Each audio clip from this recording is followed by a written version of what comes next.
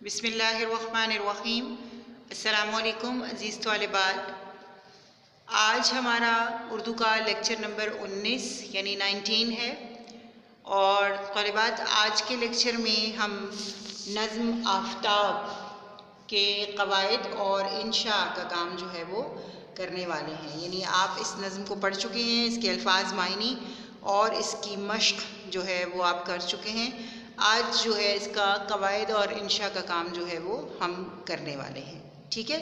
اور قواعد اور انشاء کے کام میں جو ہے وہ کیا کیا شامل ہے؟ قواعد کے کام میں جو ہے وہ ہے واحد جمع، الفاظ ضد اور الفاظ مترادف، جو آپ پچھلے تمام اسباق میں کرتے چلے آئے ہیں۔ یعنی اس کی مشق میں جو ہے وہ اور کوئی قواعد کا کام شامل نہیں ہے۔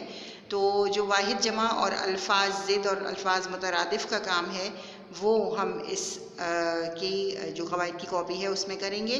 اور اس کے علاوہ جو ہے وہ ہم نے کیا کرنا ہے، وہ ہم نے رسمی خط کا جو ہے وہ خاکہ سیکھنا ہے کہ رسمی خط جو ہے وہ کس طرح لکھا جاتا ہے۔ یعنی اس سے پہلے آپ غیر رسمی خط، یعنی وہ خطوط جو اپنے رشتہ داروں کو، اپنے پیاروں کو لکھے جاتے ہیں، اپنے دوستوں کو، اپنی بہن بھائیوں کو، ان کو لکھے جاتے ہیں، اس کو غیر رسمی خط کہا جاتا ہے۔ تو اس کو لکھنے کا طریقہ آپ نے سیکھا تھا۔ آج اس کلاس میں ہم رسمی خط کا لکھنے کا طریقہ سیکھیں گے۔ یہ رسمی خط سے مراد دراصل یہ درخواست کی طرح ہی ہوتا ہے، اور یہ وہ خطوط ہوتے ہیں جو مختلف لوگوں کو اپنے کسی مسئلے کے لیے اور اس کے لیے لکھے جاتے ہیں۔ تو آئیے سب سے پہلے ہم قواعد کا کام جو ہے وہ شروع کرتے ہیں، اور پھر اس کے بعد جو ہے وہ خط کا خاکہ آپ کو سکھایا جائے گا، ٹھیک ہے طالبات؟ تو آئیے بسم اللہ کرتے ہیں۔ یہ دیکھیے طالبات، نظم آفتاب کے واحد جمع کا کام جو ہے وہ یہاں پر آپ کو نظر آ رہا ہے۔ اسی طرح یہ کام جیسے یقیناً اب آپ کو کرنے کا طریقہ جو ہے وہ سمجھ میں آ گیا ہوگا۔ تو آپ نے کالمز بنا لیے واحد اور جمع کے، اور یہ دیکھیے الفاظ دیکھیے۔ پہلا لفظ ہے رونق، رونقیں، زمین، زمینیں، آسمان، آسمانوں، باغ، باغات، مسجد، مساجد، کھیتی، کھیتیاں، پرندہ، پرندے، ہزار، ہزارہا یا ہزاروں۔ یہ اس کے جو ہیں وہ کیا ہیں؟ واحد جمع ہے۔ اب آ جاتے ہیں الفاظ ضد کی طرف۔ الفاظ ضد میں دیکھیے مشرق، مغرب، خوشی، غمی، زندگی، موت، روشن، تاریک، گرمی، سردی، سچ، جھوٹ، آفتاب، مہتاب، شاہ، گدا، شاہ کہتے ہیں بادشاہ کو، گدا کہتے ہیں فقیر کو، صبح، شام، اندھیرا، روشنی۔ اچھا بیٹے یہاں پر یہ روشن اور تاریک کا ذرا فرق دیکھ لیجیے گا۔ روشن کا کی ضد جو ہے وہ تاریک ہے، جبکہ روشنی کی ضد جو ہے وہ تاریکی ہے، ٹھیک ہے نا؟ تو اس بات کا خاص خیال رکھیے گا کہ اگر یہ لفظ دونوں میں فرق آپ کو معلوم ہوگا تو آپ آسانی سے اس کی ضد جو ہے وہ بنا سکیں گے۔ اس کے بعد ہے الفاظ مترادف، ٹھیک ہے۔ زمین، ارض، آسمان، فلک، سنسان، بیابان، ویران، آن، بان، بادشاہ، راجا، شور، غل، ٹھیک ہے۔ یہ تو تھے آپ کے الفاظ مترادف، الفاظ ضد اور واحد جمع جو آپ کے اس نظم کے ہیں۔ ایک دفعہ دوبارہ دیکھ لیجیے، یہ رہے آپ کے واحد جمع، ٹھیک ہے، اور یہ رہے الفاظ ضد، اور یہ آپ کے الفاظ مترادف۔ آئیے اب رسمی خط کے خاکے کی طرف چلتے ہیں۔ طالبات جیسے کہ میں نے آپ کو بتایا کہ رسمی خط جو ہے وہ درخواست کی طرح جو ہے وہ لکھا جاتا ہے۔ یعنی وہ خطوط جو ہم کسی بڑے عہدیدار کو، یعنی کسی ادارے کے بڑے کو یا کسی اخبار کے بڑے کو جو ہے وہ لکھتے ہیں اپنے کسی مسئلے کے حل کے لیے یا ان سے کوئی درخواست کرنے کے لیے، تو وہ خطوط جو ہیں وہ رسمی خط جو ہے وہ کہلاتے ہیں۔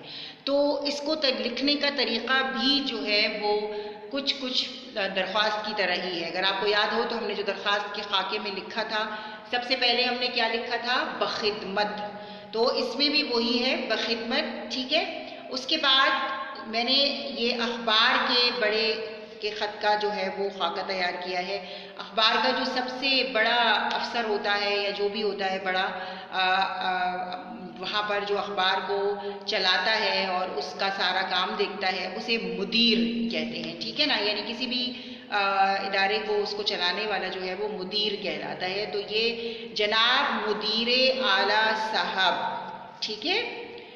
اس کے بعد روزنامہ جنگ، یعنی یہ جنگ کے مدیر اعلیٰ کے نام ہم خط لکھ رہے ہیں، آپ کسی بھی اخبار کا نام جو ہے وہ لکھ سکتے ہیں، ٹھیک ہے۔ اس کے بعد آپ دیکھ لیجئے کاما آ رہا ہے یہاں پر، ٹھیک ہے۔ اس کے بعد کراچی لکھنے کے بعد یہاں پر کیا ہے؟ ڈیش ہے۔ پھر اسی رو میں، یعنی یہ جو مارجن لائن کے ساتھ ساتھ آپ کام کر رہے ہیں، تو یہیں پر اسی کے نیچے بغیر کوئی لائن چھوڑے آپ نے کیا لکھنا ہے؟ جناب اعلیٰ، اور اس کے بعد جو ہے یہ استجابیہ کی علامت ہے، ٹھیک ہے نا، علامت استجابیہ ہے، یہ آپ کو لگانی ہے، ٹھیک ہے۔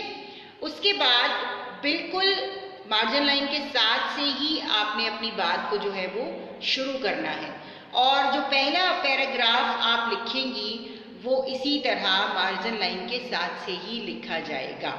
اس کے بعد جب آپ دوسرا پیراگراف شروع کریں گے تو آپ تھوڑا سا فاصلہ چھوڑ کر پیراگراف شروع کریں گے، اور اس کے بعد آنے والا کوئی بھی پیراگراف، یعنی اگر آپ 2 پیراگراف لکھ رہے ہیں، اس کے بعد 3 لکھ رہے ہیں، تو وہ سارے کے سارے جو ہے وہ اسی طرح فاصلہ دے کر لکھے جائیں گے، ٹھیک ہے نا میرا بیٹا۔